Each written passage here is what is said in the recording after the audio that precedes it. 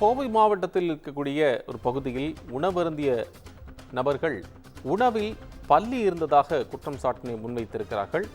பிரியாணிக்காக வழங்கப்பட்ட குழம்பில் பல்லி இருந்ததால் ஊழியர்களிடம் அவர்கள் வாக்குவாதத்தில் ஈடுபட்டிருக்கக்கூடிய இந்த காட்சிகளை பார்த்து வருகிறோம்.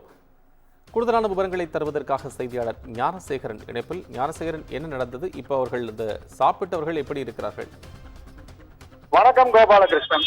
கோவை ஆர்எஸ்புரம் விஜய் லே அவுட் பகுதியில் கோவை பிரபல உணவகம் கோவை பிரியாணி ஹோட்டல் அமைந்துள்ளது. அங்கு பிற்பகலில் மற்றும் இரவு நேரங்களில் ஏராளமான வாடிக்கையாளர்கள் வந்து உணவு அருந்தி செல்வது வழக்கம்.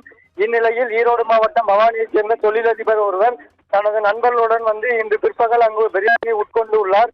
அப்பொழுது பிரியாணிக்கான குழம்பு வாங்கிய போது அந்த குழம்பில் இறந்த நிலையில் பல்லி ஒன்று கிடந்ததை கண்டு அதிர்ச்சி அடைந்தார்.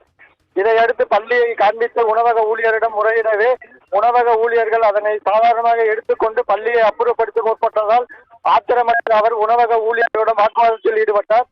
தொடர்ந்து அங்கு வந்த உணவக மேலாளர் இது குறித்து ஊழியரிடம் விசாரித்ததாக பிரச்சனை செய்ய வேண்டாம் எனவும் கேட்டுக் கொண்டுள்ளார்.